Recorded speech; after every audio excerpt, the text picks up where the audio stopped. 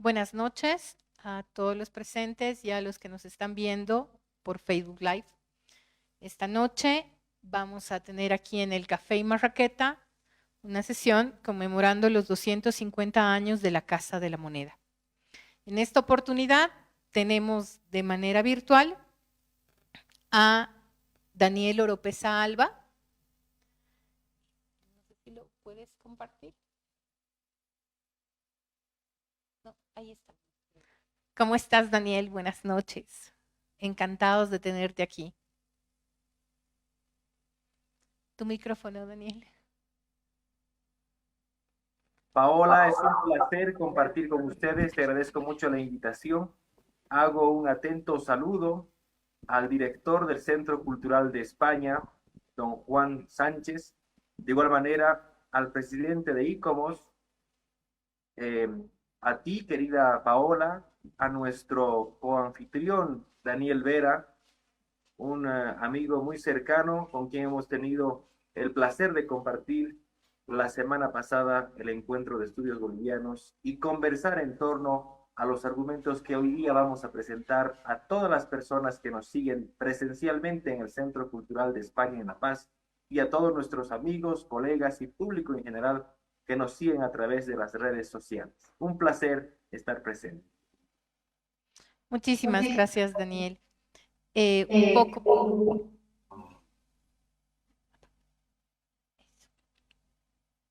ahora sí, perdonen, un poco para presentar a Daniel. Daniel ha sido presidente del Comité Internacional de Historiadores y Numismáticos, con el cual se ha organizado las convenciones de Potosí del 2016, Arequipa 2018, Cartagena de Indias 2021 y recientemente en Santo Domingo 2023. Es licenciado en Derecho por la Universidad Católica Boliviana San Pablo. Investiga la historia monetaria y numismática de la Ceca de Potosí, vinculada con la circulación de la moneda en el comercio global. Fue profesor de Historia de Derecho en la Universidad La Salle Bolivia. Fue becario de Investigación Histórica de la Fundación Cultural del Banco Central de Bolivia, institución que publicó su libro más importante el año 2013, Falsificación de la moneda de la Villa Imperial de Potosí en el siglo XVII. Ha publicado numerosos trabajos en Bolivia y países del continente centrados en sus estudios en el siglo XVI y XVII. Pertenece a la Sociedad Boliviana de Historia y a la Academia de Numismática y Medallística de la Argentina, al Instituto de Investigación Numismática del Perú, al Instituto Bonaerense de Numismática y Antigüedades y al Instituto Federal de Investigación Numismática de la República Argentina, a la Sociedad de Investigación Histórica de Potosí. Como gestor cultural, Daniel ha promovido la conservación y salvaguardia del patrimonio cultural de Potosí, tanto monumental como patrimonio documental. Es uno de los gestores proyectados en la recuperación de la primera Casa de la Moneda de Potosí y de la Casa Museo y Archivo Biblioteca de Armando Alba. Querido Daniel, es un poquito el resumen de tu currículum vasto y extenso. Asimismo, quiero presentarles a Daniel Vera Delgadillo, licenciado en Turismo, tesista en Arqueología por la Universidad Mayor de San Andrés, investigador adscrito al Instituto de Investigación de Antropología y Arqueología y al Laboratorio de Ciencias Aditivas, miembro de la EP, especialista en metalurgia prehispánica y colonial temprana, miembro de Voces de Proyectos de Recuperación de Saberes Ancestrales en la Amazonía y la Chiquitanía, investigador del proyecto Santiago de Guata en Tupiza, Travel y Cooperación Manos Abiertas, investigador del MUSEF para apuestas museísticas de la RAE, Metalurgia y Líticos, escritor de guiones, cuentos y tradiciones para la conservación del patrimonio histórico y costumbrista de Bolivia. Daniel, igual, un pedacito de resumen de todo tu currículum vasto. Bienvenido al Café y Marraqueta. Bueno, muchas gracias a todos. Daniel, un gran abrazo a ti allá a la distancia, allá en la casa, en la tierra de los abuelos, como yo siempre le digo. Y bueno, con Daniel nos encontramos justamente en Sucre, en la reunión de bolivianistas, para hablar temas, sobre todo enfocándonos en estos aspectos nuevos, lo que es la metalurgia, la minería y la moneda. Y justo se dio la oportunidad que ahora nos vamos a reunir para compartir un poco y tratar de unir ambos trabajos para que tengan un poco de coherencia histórica en lo que tenemos. La idea de la mesa es no hacer ponencias secas, sino hacer pequeñas introducciones en las cuales tanto Daniel como mi persona vamos a compartir ideas y vamos a un poco explicar de los trabajos que estamos haciendo.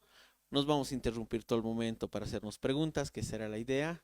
Y también invitarlos a ustedes si tienen algunas dudas, hacernos preguntas sobre los temas que vamos a ver. Así es que, bueno, estamos de acuerdo, ¿no, Daniel? Perfectamente de acuerdo, querido Tocayo. Va a ser un placer generar un coloquio de preguntas, ideas, conceptos y resúmenes entre todos los presentes.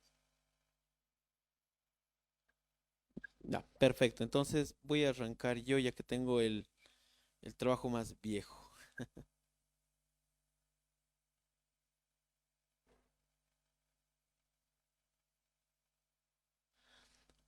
Ok, esta presentación justamente me da la idea para recuperar algo de lo que es mi trabajo de tesis y también el trabajo en el cual me estaba enfocando todo este tiempo. Es sobre la metalurgia de las guairachinas y la arqueología experimental. El hecho de las guairachinas va debido a desmitificar algunos hechos que la historia y lastimosamente algunos programas museísticos las han dado por sentadas. Por ejemplo, cuando hablamos de guairachinas hablamos de estos hornos sencillos fabricados en barro, los cuales tenían la mágica tecnología de poder fundir el metal, hacer aleaciones dentro, poder colocar moldecitos al fondo y poder sacar ya las hachas, los rompecabezas, las puntas de proyectil hechas. Más allá de lo real, las guairachinas han sido la tecnología de punta, tanto así que ya llegada a la colonia fueron utilizadas hasta muy tarde, ya que era la mejor tecnología para trabajar el mineral. ¿No? Es así que en el imaginario de los paisajes mineros tenemos estas imágenes en las cuales nos muestran a Potosí en este su esplendor, algunas muy sacadas de lo que es la realidad, ¿no? Con palmeras, con paisajes muy hasta caribeños se podría decir, pero que han ido engrosando nuestros libros de historia para mostrar que la minería en Potosí acogía a muchas personas de diferentes latitudes. Lo más importante en estos cuadros que son fantásticos es que los dibujos que nos van mostrando van detallando ciertos detalles que a la simple vista pasan. Por ejemplo, este cuadro de acá, que es uno de los más bellos que tiene Potosí, que está en Madrid, nos muestra justamente una fauna algo grande, ¿no? Justamente el cuadro se llama El mapa de los pájaros gigantes, en el cual podemos ver estas dos aves enormes a los costados del Cerro Rico que está coronado, pero lo que me llama a mí la atención es estos dos aspectos. La primera, los trapiches de fundición de mineral, y la segunda es esta esquina que está llena de guairachinas. Estas pequeñas torrecillas las cuales están botando humo son justamente esto, las guairachinas. Ya para la llegada de los españoles, uno de los cronistas relata que el cerro Rico y alrededor de sus veras se podía ver em, más de 1200 guairachinas funcionales. A modo de anécdota, cuentan que estaban entrando las primeras huestes españolas y se detuvieron porque en la noche empezaron a ver tantas fogatas que se asustaron, pensaron que el ejército del Inca estaba ahí esperándolos para sorprenderlos. Al día siguiente pasaron por estos y encontraron estos pequeños hornillos, los cuales les llamaron mucho la atención porque al principio pensaron que era algo ritual, pero se dieron cuenta que dentro había mineral, había metal, y no era cualquier metal, era plata. Y así empezó un poco a trabajar el tema de la mega industria de la extracción en Potosí. Dentro de todo esto, también hablamos de lo que son las cadenas operativas, ya que el trabajo no simplemente es encontrar el metal, sacarlo, fundirlo y hacer monedas, que alegóricamente sería lo ideal, pero ya Chris Lane hace un dibujo fantástico de lo que es la cadena operativa en la cual podemos observar los trapiches, los cárcamos que hoy en día en Potosí se están tratando de recuperar y alrededor todo lo que es la funcionalidad que tenían estas máquinas, ¿no? Áreas de carga, áreas de molienda, las áreas de piña, las áreas de fundición y todo lo que era toda esta maquinaria que se vienen a llamar ingenios. Estos mismos ingenios trabajaban al servicio de un solo, ¿cómo decirles? De un solo fin, y es de sacar plata, manejarla de la mejor manera y que llegaran al final a la Real Casa de la Moneda.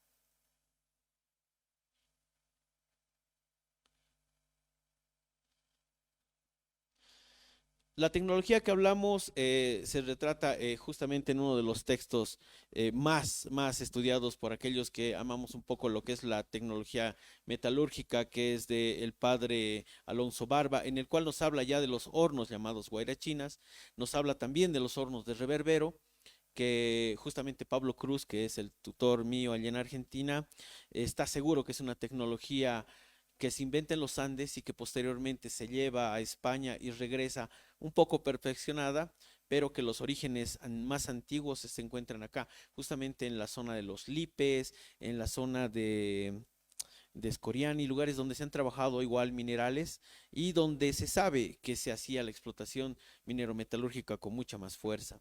Y el último, que es el Tocochimpu, que yo creo, y justo lo presento en un artículo, que creo que es un invento de Padre Alonso Barba para hacer las medidas y hacer justamente los balances del metal, puesto que son hornos más pequeños de trabajar bajo techo.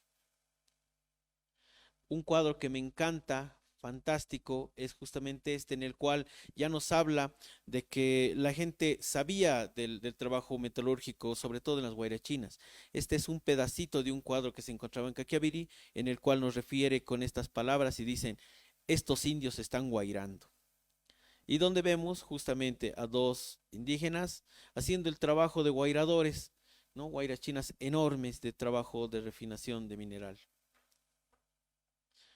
Refiriéndonos un poco hacia lo que es la Guaira China, ya arqueológicamente hablando, lastimosamente no hemos podido encontrar ni una Guaira China entera, completa, de época prehispánica. El hecho es de que la Guaira China, al ser un material tan débil, llega un momento en que se destroza, se rompe y se extiende a lo largo del área de trabajo. Y en algunos casos se rompían, porque elaborar una guaira china no era tan difícil. Con Carlos Angiorama y con Pablo Cruz se hicieron experimentaciones para ver en cuánto tiempo se podía levantar una guaira para volverla factible y utilizable, y tardamos entre 7 a 12 minutos en levantar una guaira china funcional, totalmente funcional. Tanto así que fundimos metales como plomo y también refinamos plata.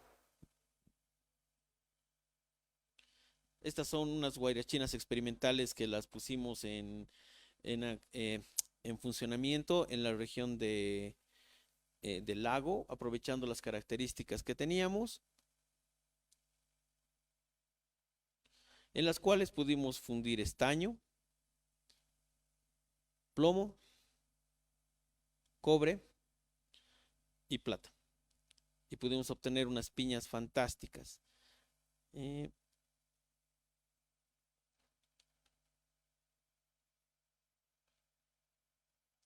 uy.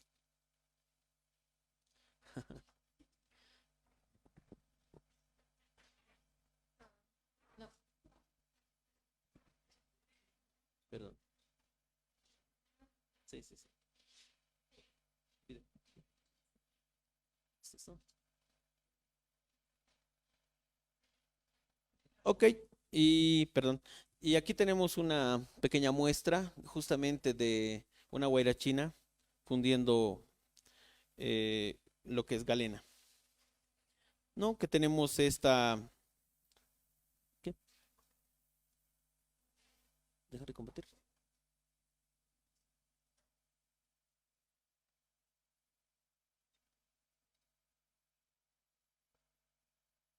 Compartir. Ahí está. ¿Sí? Hay algo muy interesante en la guairachina que sorprendió a muchos, y justamente fue el tema de que hasta ese momento no se pensaba que la fundición de metales estaba delimitada justamente por la tecnología, de que la gente prehispánica tenía un problema enorme con el tema de alcanzar temperaturas adecuadas. Sin embargo, con las experimentaciones hechas, con las supervisiones hechas y con los materiales reales, pudimos levantar una temperatura arriba de los 1800 grados. Es así que pudimos fundir plata sin ningún problema e incluso hicimos la experimentación para fundir hierro. Y lo que hicimos es ablandar hierro. ¿Sí? En ese momento entonces me decían, pero es imposible, en América no se puede fundir hierro. Y es ahí donde nace la pregunta, si se alcanzaba la tecnología para fundir hierro en los Andes, ¿dónde encontramos hierro?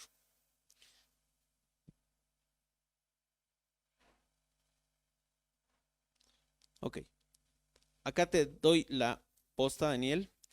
Bueno, una vez terminado el trabajo que se hacía con las guairachinas, que se utilizó hasta muy entrada la colonia, hasta 1600 todavía, 1650, se tiene registros en los cuales se están extrayendo los minerales, se están haciendo los trabajos de tostación y fundición y se están sacando tanto piñas como se están sacando tejos, los cuales se están llevando a otros talleres para poder hacer el trabajo más noble, que es el trabajo ya de tal vez de decoración o de fundición misma, y también el de aleaciones más nobles, ¿no? Y es aquí donde nosotros pensamos que el trabajo, tanto de los guairadores rescatadores, pasaba tanto em, a los ingenios y de ahí pasaba a la Real Casada de la Moneda.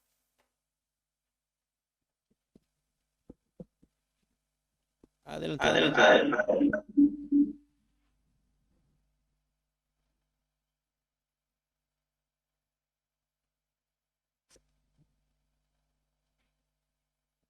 Adelante, Daniel. Primeramente, un aplauso, querido tocayo. Has hecho una presentación estupenda de ese Potosí industrial que fue el principal polo de desarrollo de la región y que con la producción de plata tan alta, de tan buena ley y de tan masiva y sostenida producción, se constituyó en esa ciudad emblemática que hasta en la literatura resuena como la ciudad que vale un Potosí, un superlativo de riqueza. Tomando la posta en tu presentación de el Potosí que produce plata, que explota del gran cerro rico la plata y luego la convierte en barras de plata, me voy a permitir contarles qué pasaba después de esa producción, qué llegaba a suceder con esas barras. Sí, como actualmente pasa en pleno siglo XXI, exportábamos la producción de Potosí como materia prima o si al contrario, la convertíamos en un producto de valor agregado. Entonces, con el permiso de ustedes, voy a pasar a exponer qué pasaba en el proceso de producción de plata en la segunda Casa de la Moneda de Potosí a partir de la segunda mitad del siglo XVIII. Este año debo hacer una acotación importante. Celebramos los 250 años de la inauguración formal de la segunda gran Casa de la Moneda de Potosí, que sucedió un día 31 de julio de 1773, cuando el superintendente de la Casa de la Moneda, don Pedro Tagle y Bracho, después de hacer una revisita minuciosa al edificio y a su proceso industrial, dio por finalizada formalmente su etapa de construcción y afinación de la maquinaria industrial. Y a partir de ese día, Potosí, con su segunda ceca, empezó a irrumpir en el mercado americano y en los mercados de ultramar con un nuevo tipo de moneda que no será más ya la macuquina sin forma, que fue la moneda de más importancia durante la época anterior, de cuando nos hablaba Daniel de las guairachinas, sino que ahora a partir de este año importante surcarán los mares monedas redondas de cordoncillo. Este plano, este mapa que ustedes ven en pantalla es un hermoso lienzo que se conserva en el Museo Naval de Madrid. Es la primera representación pictórica en la que podemos ver el edificio gigantesco de la segunda gran ceca de Potosí. Los que han tenido la suerte de visitar la Villa Imperial van a recordar que muy cerca de la plaza, en el ángulo noroeste justamente, se yergue un edificio gigantesco que tiene muros sobre las 4 calles que lo circundan. Esa es la segunda gran seca de Potosí, del edificio del que nos toca hablar hoy, pues que antes de este periodo de 1773, Potosí ya tenía una seca, y fue la seca de Martillo, fundada en 1572 por el propio virrey Toledo. Así que la tradición potosina de acuñar monedas no empieza en este edificio, más al contrario, en este edificio se mecaniza, porque una reforma trascendental de la corona española permitió dotar de tecnología más avanzada para una fabricación industrial de moneda en toda América, a la vez que se revertía para la Casa de la Moneda la producción de circulante. Y el rey asumía a su costo la fabricación de moneda a partir de este periodo de sistematización de las secas. La primera en mecanizarse fue la Casa de la Moneda de México, y la última en mecanizarse en América, en el Imperio Español Americano, fue la de Potosí. Pues en Potosí existía una pugna singular entre los mercaderes de pastas que tenían el monopolio de intermediar plata en barra a la seca de Martillo, y este gremio tan poderoso que puso en jaque siglos anteriores a la política monetaria del imperio, cuando en Potosí surgió la falsificación de la moneda en tiempo de Gómez de la Rocha, seguía siendo poderoso en la segunda mitad del siglo XVIII. Por lo tanto, querían estirar lo más que pudiesen la fabricación de macuquinas, puesto que en la fabricación de macuquinas ellos tenían una gran tajada de la producción. Al contrario, en la fabricación de moneda de cordoncillo, ellos ya no tenían intermediación directa, puesto que es el rey quien a través de una estructura en las secas americanas a la cabeza de un superintendente y de unos ministros muy bien reglamentadas por las ordenanzas de creación de las secas, asumía el control directo de la producción. Vamos a ver que no hay ninguna fábrica de moneda colonial del Imperio Español en América que tenga mayores dimensiones que esta. No estoy hablando únicamente de las secas suramericanas, sino estoy hablando de todas las secas españolas en América, desde México hasta Chile.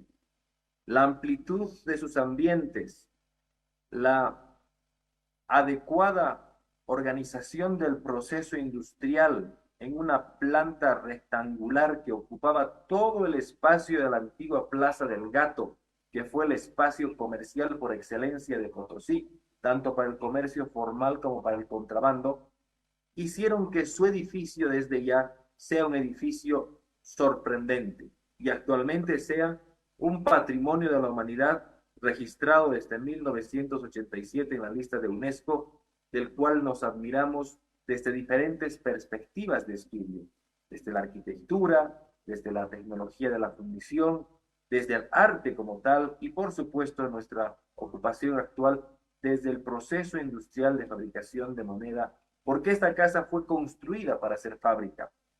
Y el gran arquitecto que la diseñó, don Salvador de Villa, tuvo experiencia diseñando las secas de México, de Lima y finalmente puso fin a su carrera diseñando la gran casa de la moneda de Potosí. La construcción de este edificio ya fue una obra titánica, puesto que no se construyó un edificio de esta envergadura en ningún rincón del virreinato del Perú, porque Potosí pertenecía al virreinato del Perú en aquel tiempo, y puesto que no hay ninguna edificación industrial que tenga mayor complejidad en su funcionamiento, mayores dimensiones y mayor notoriedad para el rubro de la producción de plata y también de oro. El corazón de esta seca fue la oficina de fielatura. El fiel tenía a su cargo el proceso de fundición del oro, el proceso de fundición de la plata, la reducción de estas rieles a las láminas adecuadas para que se puedan acuñar las 11 variedades de monedas que se hacían aquí. 5 acuñadas en oro y 6 acuñadas en plata. Es también importante destacar que en este proceso existían unos molinos de laminar únicos actualmente en su género, puesto que esta tecnología permitía adelgazar las rieles de plata al grosor adecuado para que puedan ser luego cortadas en cospeles y finalmente acuñadas en discos de volante que en su día fueron tecnología de punta. Similares a estos molinos existieron en Lima, en Santiago, en Bogotá, en México, en Guatemala y por supuesto en Segovia, en Madrid y en Hall, en Tirol, donde se inventaron estos sistemas mecanizados de laminación. Infelizmente, el paso del tiempo ha hecho que en todas estas secas que acabo de citar, esta tecnología haya sido destruida o sea perdida, siendo la seca de Potosí la única que atesora este estilo propio de su época de laminar en molinos de laminación de metales para el proceso previo a la acuñación, que son máquinas enteramente elaboradas en madera, madera de encina, madera de la más dura que se tenía, y movidas por la tecnología de la tracción animal. También debo recalcar que en esas máquinas se ofrecía el producto final para luego convertirse en cospeles y luego de ser ensayadas en una máquina llamada disco de volante, se pueda optar por una pieza redonda, perfecta, con canto, cordoncillo, anverso y reverso. Y ya para llegar a este producto final debemos evocar la existencia de una oficina muy especializada de talla. Para llegar a este nivel de diseño, donde prácticamente se reconoce con total perfección el busto del monarca y se lee con todo detalle todos los elementos de la leyenda y también los emblemas del escudo, debemos tomar en cuenta que hay de por medio una gran participación artística.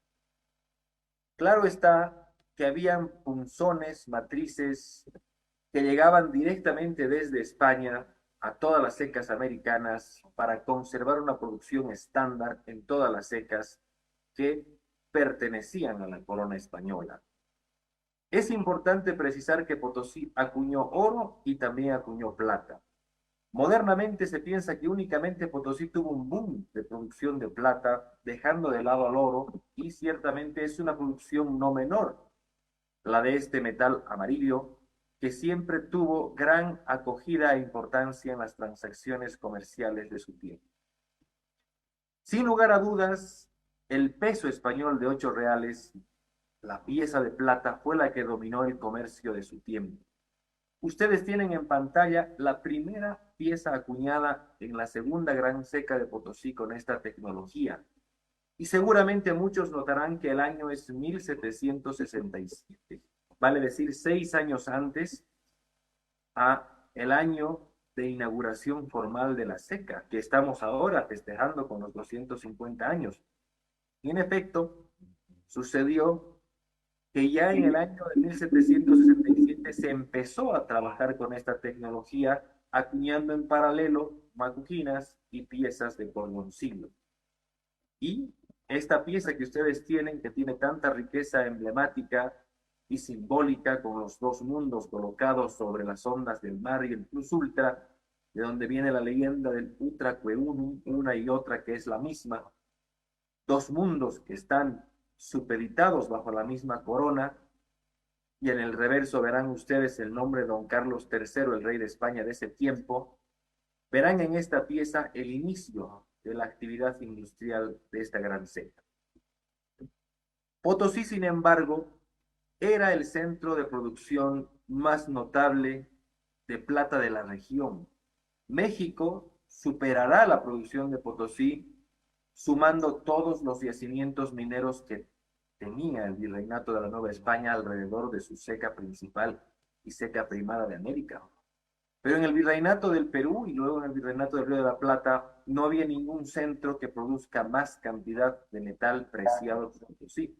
Claro, luego Lima tendrá un gran repunte al final de la época colonial, pero incluso durante las guerras de la independencia, este será el punto focal de la lucha por la posesión del gran complejo industrial de Potosí y por la acuñación de monedas. Y recordamos la tesis de don Humberto Roca, ese gran historiador boliviano, que resume la lucha por el surgimiento de Bolivia o la independencia de Charcas como una constante lucha por la posesión de Potosí.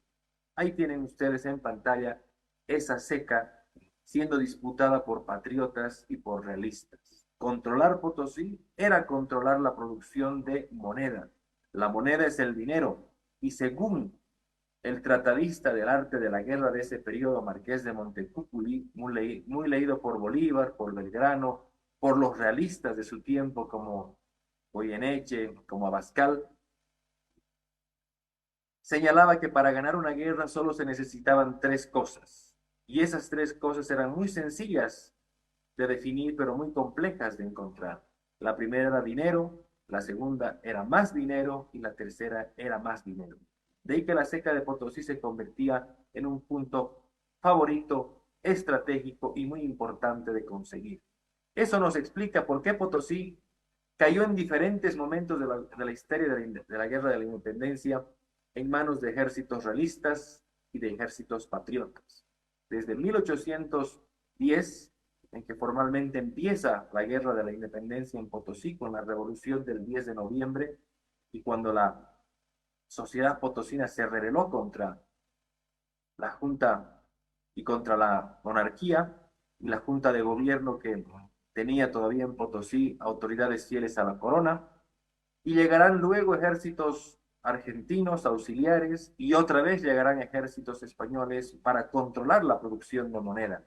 Y ustedes tienen ahí en pantalla moneda con el busto de Fernando VII, las famosas piezas argentinas, monedas patrias de 1813 del Río de la Plata, y nuevamente la producción con Fernando VII hasta 1825, que en realidad se acuña hasta 1826, un año más, puesto que en la ya instalada República de Bolivia se seguía acuñando pieza del antiguo régimen por su gran aceptación en todos los mercados de la región. Es por eso que vemos que esta ceca fue un punto favorito para realistas que acuñaron no solamente monedas de oro y plata, sino también medallas, como esta famosa jura de proclamación a Goyeneche, que le hace la sociedad realista potosina en la ceca de Potosí, donde lo llama libertador y defensor del pueblo y libertador de Potosí.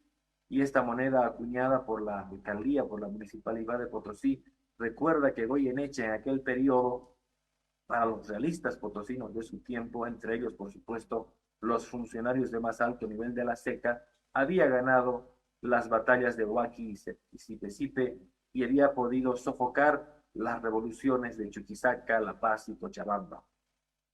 Sin embargo, la pugna siempre puso como punta de lanza a los hombres más notables de la contienda.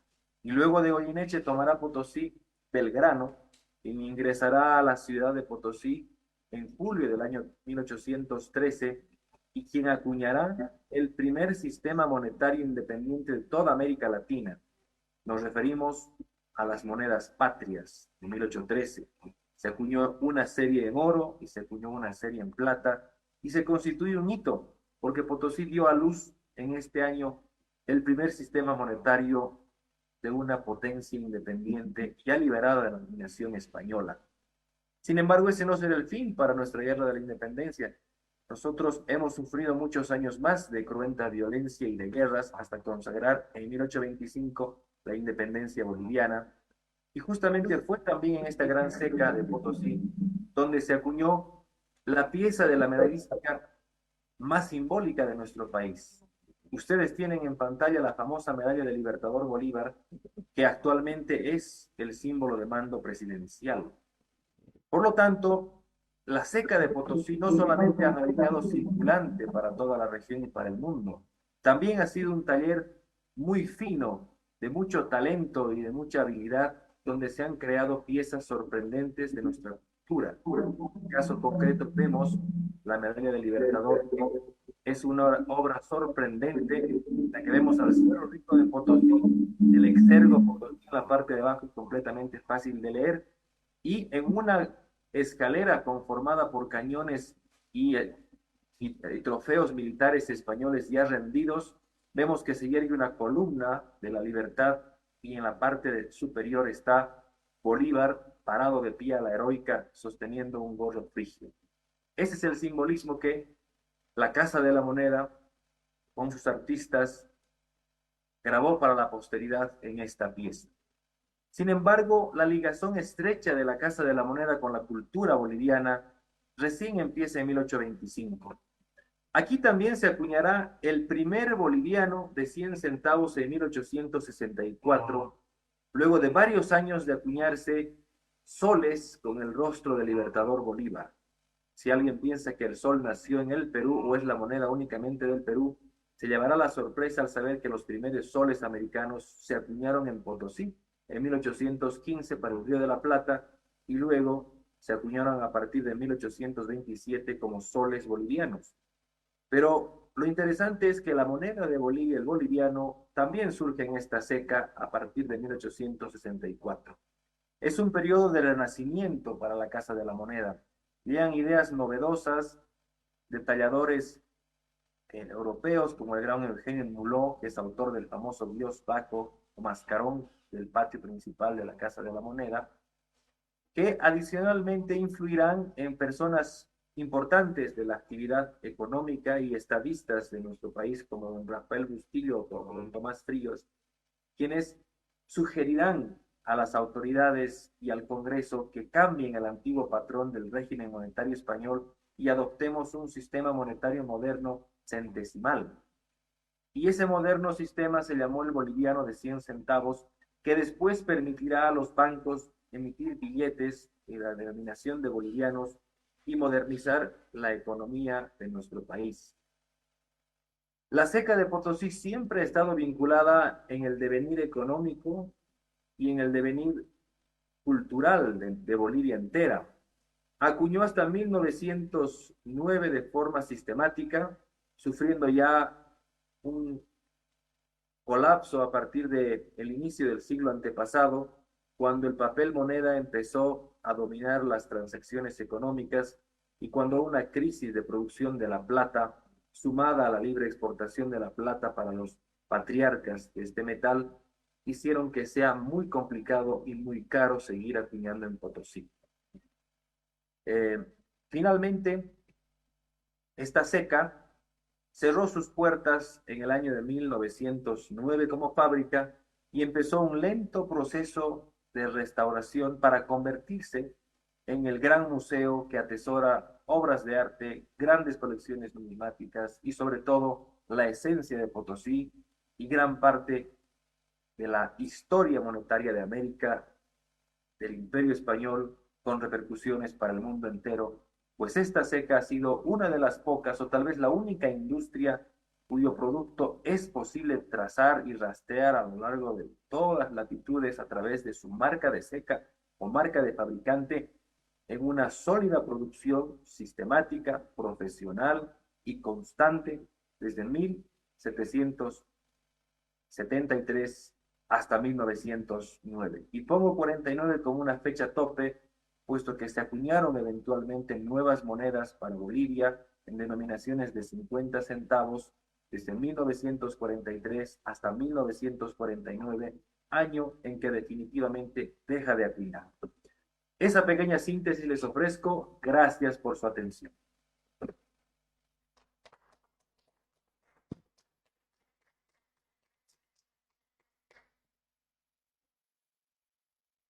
Muchas gracias, Daniel.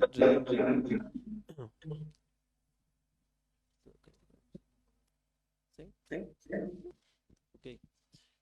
Daniel, muchas gracias por tu presentación, ha sido fantástica, justamente en este aspecto también del resumen de lo que fue el trabajo de la moneda. Ahora, acá entramos a un periodo nuevo en el cual volvemos a los tiempos prehispánicos, en los cuales, si bien la Casa de la Moneda deja de hacer moneda como tal y se empiezan a derivar los rubros a otros metales como el estaño, hay todavía extracciones metalúrgicas en las cercanías de Potosí. Porco se puede decir que desde épocas prehispánicas hasta estos días no ha dejado de seguir produciendo plata. Lo mismo lugares como Corocoro que todavía siguen trabajando con cobre y que eso es una deuda que tenemos, Daniel, el ver dónde va ese cobre y dónde están, qué están trabajando. Pero les decía que vuelven a la época prehispánica, puesto que la plata vuelve a valorizarse, pero no como moneda, sino como utensilios. Empezamos a tener cucharillas, platos, empezamos a tener cadenas, empezamos a tener topos, los cuales en cierto momento vuelven a servir como monedas. Si bien no como una moneda sellada y aceptada, sino como una moneda de intercambio, la cual tiene valor y que ayudaría justamente a los mineros, a los pequeños mineros, a retomar nuevamente con fuerza el trabajo. Es así que la minería nuevamente recurriría al trabajo de fundición, posiblemente clandestino, en las cuales están volviendo a los sitios, tanto a las minas cegadas de épocas coloniales, como los antiguos hornos, como también los antiguos ingenios, caso Ferroingenio, por ejemplo, allá en Potosí, en Porco, en los cuales están volviendo a reexcavar las colas de mineral para hacer el rescate mucho más fino. Y nuevamente ya entrado ya la República, hablando más allá de 1825, nuevamente las guairachinas vuelven a funcionar y vuelven a refinar nuevamente plata y cobre para hacer rescate de estos minerales, para volverlas mercadería, se puede decir, suntuosa, pero que se vuelven moneda de intercambio por debajo de la mesa, digamos, ¿no? Se sabe, hay cronistas que hablan justamente de esto, en las cuales se tasa y se tiene precios cabales y constantes de cuánto valía una llama al precio de moneda flagrante, digamos, un par de cucharillas, una cuchara, un plato, o el precio de una casa, tasadas también en topos, que después se prohibirían, que se volverían también cucharillas o cucharas que con punta volverían a retomar la suntuosidad que tendrían los topos antiguos. Y es ahí donde nuevamente te paso la pregunta un poco, es en Potosí, después del cierre de la Casa de la Moneda, ¿dónde se sigue haciendo el trabajo de acuñación? Porque obviamente si el trabajo de acuñación real, legal, se aparta, Potosí, yo dudo mucho que haya dejado de funcionar como tal. Querido, sí, tuvimos el placer de poder ver el trabajo de fundición en Porco, quienes asistimos a la primera convención de Historia Numismática Potosí 2016 y participamos en la subsede Porco de ver cómo funcionan esas guairachinas, cómo se funde este famoso metal en el centro mineral de producción más antiguo que tiene nuestro país, que es Porco, porque Porco ya producía plata para engalanar los templos de los incas. Porco fue conquistado por los incas de Cusco y de Porco explotaban el metal plateado para poder adornar sus templos y sus palacios. De ahí que Porco fue el primer centro minero de Bolivia que fue ocupado por el hermano menor del conquistador Gonzalo Pizarro. Pero tú dices bien al señalar de que Potosí ya no produce industrialmente monedas. Bolivia como tal ya no tiene la soberanía de acuñar su moneda en el Estado plurinacional de Bolivia. Ahora Bolivia recurre a secas exteriores, a secas como la de Chile, como la de España, u otras para poder acuñar la moneda boliviana. Por lo tanto, no tenemos el concepto de soberanía monetaria actualmente. Pero Potosí, haciendo una retrospectiva a largo plazo, eh, durante el periodo virreinal colonial, la producción de plata de Potosí, la de Porco, la de Oruro, la producción de charque de cobre de la zona de Corocoro, la de los Lipes, la de Atacama, la producción de oro que llegaba de La Paz, de la región más aurífera que tiene este departamento de La Paz ribereño con el departamento de Puno en el Perú. Toda esa producción se acuñaba en Potosí y durante la temprana República Boliviana todavía acuñaba Potosí toda esta excedente de producción como dándole la calidad de producto de valor adicional en una moneda de circulación y aceptación en todos los mercados. Sin embargo, a partir del siglo XX, cuando curiosamente pensaríamos que viene la mayor tecnologización de la producción en Bolivia, cuando el Estado Nacional asume la producción de los principales centros mineros con la nacionalización de las minas, vemos que se da un proceso inversamente proporcional a esto, puesto que Potosí ya no acuñala más. En el 49, 3 años antes, 2 años antes de la nacionalización de las minas, Potosí acuñará por última vez. Y después toda la producción mineral de Bolivia, de oro y de plata, no voy a hablar de los otros metales porque no es mi campo de trabajo, pero de oro y de plata, Bolivia exporta a través de únicamente metal, ni siquiera fundido, solamente polvo de metal, mineral de mediana ley, y últimamente en Potosí, la empresa minera que trabaja en el Cerro Rico de Potosí ha retomado una política de fundición de barras. Entonces, en este último periodo pudiésemos decir que hemos empatado a la producción de barras y de lingotes de plata de tus guairachinas. Sin embargo, ya no le damos más un producto de valor agregado a nuestra producción de plata, y nuestra ceca únicamente hoy en día es un centro cultural por excelencia. Pero Bolivia ya no tiene la capacidad de acuñar ni la tecnología para hacerlo. Consecuentemente, la hegemonía del boliviano y de la moneda potosina en el mercado americano ha terminado hace mucho, quedando para la historia esta faceta tan deslumbrante de nuestra ceca potosina. Fantástico. Algo que también me sorprendió muchísimo allá en la reunión entre historiadores y todo fue también como trabajo así el trabajo de arqueología a veces es desenterrar demasiado textual los restos. Alguna vez nos topamos con uniformes militares y justamente me encontraba yo satisfaciendo esa duda de dónde se están preparando estos botones. Y justo en una conferencia que dio la excelentísima María Luisa Sux, hablaban de la batalla de Tumuxla y justamente la intervención era esa, ¿no? De que los botones del ejército boliviano habían sido hechos justamente en Potosí, ¿no? Sí, querido, justamente la ponencia que yo presenté en la mesa de la doctora Sux de Guayer fue acuñando monedas y fabricando armas en paralelo, puesto que parte de mi investigación sobre la segunda ceca de Potosí me ha permitido conocer y presentar en el Congreso de Bolivianistas de forma primicial una faceta desconocida de la Casa de la Moneda, fábricas donde se fabricaban cañones, fusiles, sables, botones para los uniformes, bayonetas para los soldados, se fabricaban también herrajes para la tropa, y es sencillo de explicar, puesto que la Casa de la Moneda tenía 3 grandes fraguas de herrería, donde se fabricaban todos los implementos y todos los repuestos que necesitaban las máquinas que industrialmente acuñaban moneda.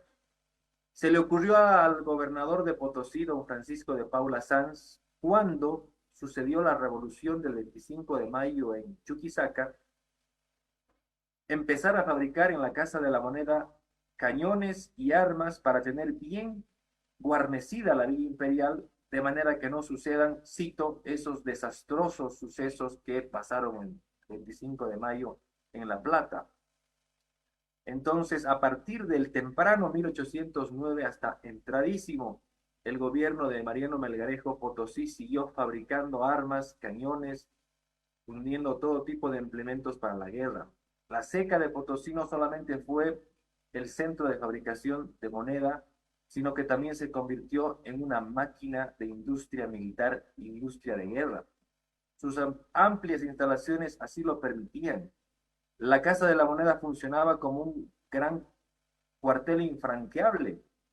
Eh, y finalmente en la Casa de la Moneda había en stock hierro, acero, cobre, todos los implementos que se necesita para fabricar estas cosas, y también tenías mano de obra calificada, puesto que en la oficina de herrería tenías más de 15 personas trabajando en la producción constante de repuestos para las máquinas. Entonces, fue muy sencillo para ellos y muy estratégico convertir la fábrica al mismo tiempo que funcionaba para acuñar moneda en la industria bélica para surtir y armar a sus ejércitos.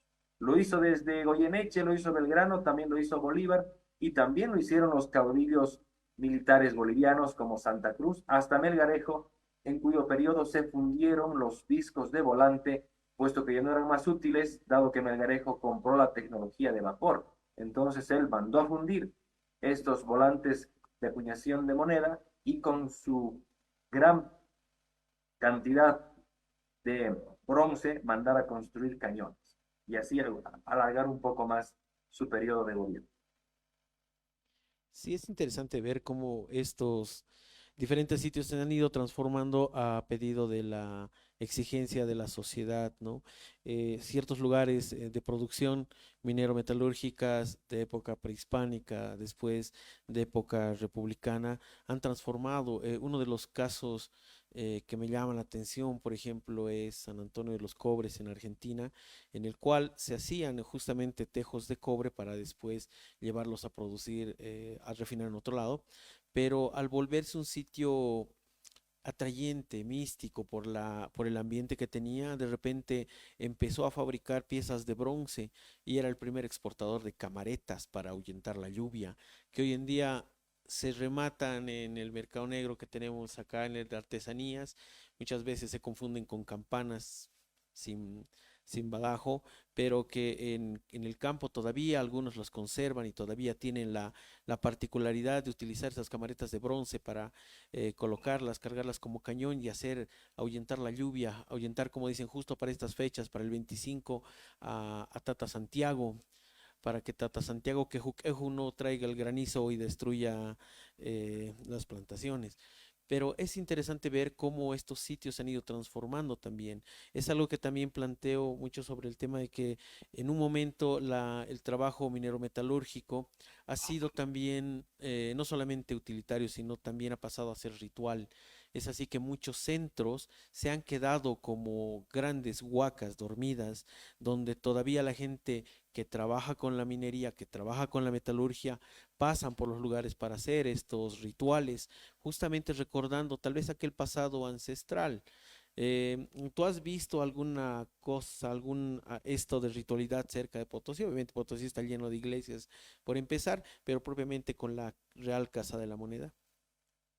Claro que sí, querido, la Casa de la Moneda de Potosí es más, es siempre evocada desde la perspectiva ritual como la Pachamama Casa de la Moneda, puesto que tiene mucha vinculación con un espacio vital urbano de Potosí. Antes de que se construya la segunda casa, como les mostré en las diapositivas que preparé, en ese espacio urbano se erigía una gran plaza llamada del Catu, una plaza donde se hacía intercambio de todos los efectos de Castilla que se traían con importación legítima y también se hacía intercambio clandestino de aquello que era de contrabando. En ese espacio también se trabajaba con el intercambio de plata producida sin quintar, así que ahí se podía comprar bajo la cuerda coca, alcohol, se podía comprar todo tipo de cosas raras y curiosas que la sociedad de su tiempo necesitaba y por supuesto circulaba la plata y el oro de contrabando, que era parte también de las cosas que llevaban en los bolsillos los mitayos que llegaban desde diferentes regiones del virreinato para trabajar forzadamente en la mita potosina y luego voluntariamente en algunas actividades que su conocimiento les permitía efectuar. Por lo tanto, desde antiguo, ese espacio urbano en Potosí era un espacio importante. Luego lo vincularon con la Pachamama Casa de la Moneda y es muy notable que en la ritualidad contemporánea que se sigue ejecutando, además de tenerse presente a la Huaca Potosí, al lugar sagrado de Munipuncu, que es el ingreso para llegar a la villa imperial, también la Casa de la Moneda siempre está presente como esa cornucopia de la abundancia que no ha de faltar a nadie en sus emprendimientos, en su negocio particular, en su trabajo, en la prosperidad de su vida. La cornucopia o cuerno de la abundancia está íntimamente relacionada con la Casa de la Moneda de Potosí y con las moneditas de miniatura que se acuñaban en la seca. Se acuñaba la pieza más pequeña de 11 milímetros, que era el cuartillo de real, una pieza que en anverso tenía un león por el reino de León y en el reverso un castillo por el reino de Castilla, y la marca de seca de Potosí, por supuesto, que quedó asimilado como una hilla. Entonces, desde antiguo esa monedita siempre terminaba cosida en la chauchera, en las bolsas de mano de las damas, en las escarcelas de plata que utilizaban las elegantes cholas potosinas y de toda la región, y la pequeña moneda de plata terminó siendo una especie de talismán o imán que sigue atrayendo más plata. Recordemos también que en épocas importantes festivas ya del calendario católico, se hacían estas ceremonias de botar monedas a las personas que asisten a las procesiones triunfantes y también, por supuesto, botar monedas en algunas actividades importantes como la llegada de Bolívar a Potosí, donde se puñaron un montón de monedas para ser arrojadas desde los balcones en estas ceremonias que se llamaban las derramas o las aspersiones al modelo greco-latino. Finalmente la seca pasó a la fama con esa máscara de Baco, el dios del vino, que el grabador francés Eugenio Moulon esculpió en la mitad del siglo XIX, porque antiguamente no existía alegoría alguna a este personaje.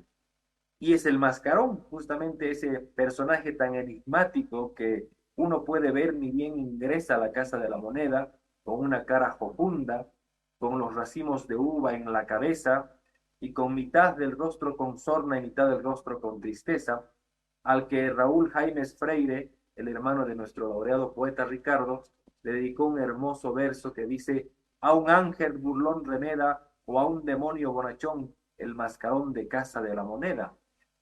Entonces, este personaje de picardía también es parte de todo el tema social. Esa pila del primer patio tiene mucho que ver con ritualidad. En épocas de sequía seguía funcionando. Muchas personas y gente que llegaba a trabajar a Potosí o los postillones que llegaban con correo o los peones que llegaban cargados de leña o de carbón, le daban y le atribuían a este pilón propiedades medicinales por el agua tan blanca y cristalina y el agua tan surtida que siempre ha tenido. Entonces, Casa de la Moneda o la moneda a secas es parte fundamental de la ritualidad de la vida contemporánea de Potosí, desde sus inicios hasta la época contemporánea. Pasamos alguna pregunta al público, si alguien tiene alguna consulta, algún comentario que tengan al respecto.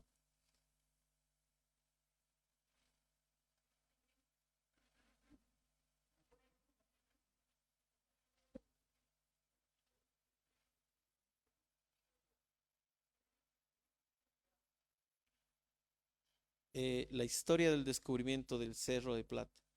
Yo manejo, bueno, Daniel va a corroborar también, pero hasta hace muy poco, lastimosamente en los colegios todavía se seguía enseñando esta historia de Diego Hualpa como un pobre indiecito que pasteando sus llamas perdió una de ellas, se subió al cerro para, para capturarla nuevamente y al encontrarla ya no pudo volver a casa, así es que tuvo que hacer una fogatita para no morir de frío y a la mañana se dio con la sorpresa de que su pequeña fogata había fundido hilos de plata, ¿no?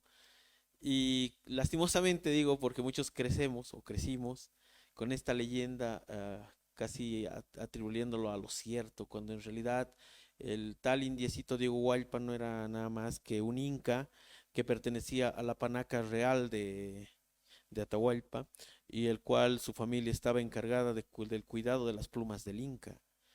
Y la misión de él, justamente Pablo Quisber, el investigador, el historiador, hizo un seguimiento bastante riguroso en el cual también encuentra datos donde nos dice de que Diego Hualpa fue comisionado a ir hacia Potosí, hacia Porco precisamente, para descubrir cómo es que los indígenas collas, que no son collas, que están fundiendo el mineral, porque los incas no tenían la tecnología para fundir esta.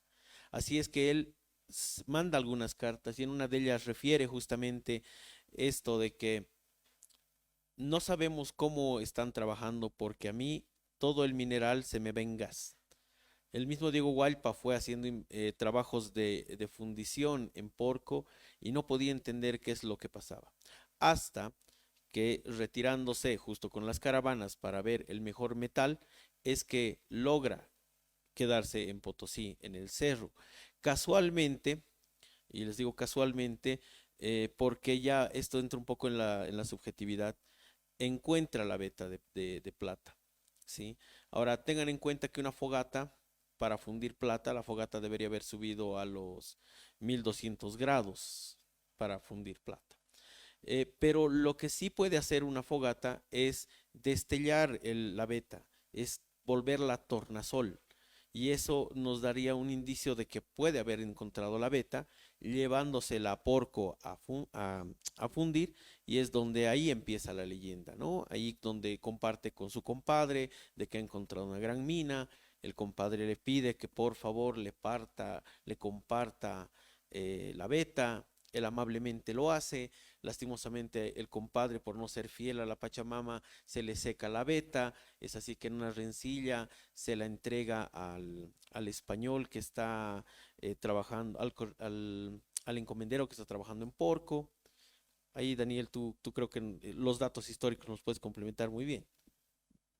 Sí, querido, pero tú has hecho una brillante descripción de trabajos muy reveladores y profundos de Pablo Gisbert, de Terés Huizcazañi, que vincula esta famosa huaca como el Iqui de la antigüedad y que durante toda la vigencia del imperio inca siempre ha tenido un lugar sagrado.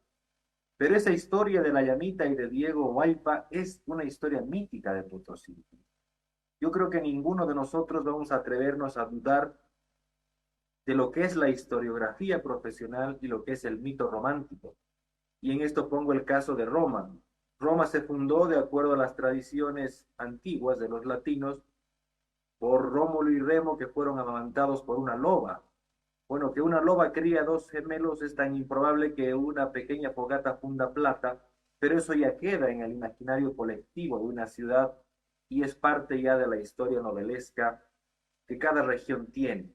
Por lo tanto, nuestra historia oficial, nuestra historia romántica nos cuenta esta historia de la llamita, pero nuestros grandes profesionales en el tema de la historia, la antropología, la arqueología, tienen también respuestas profesionales para dudas racionales.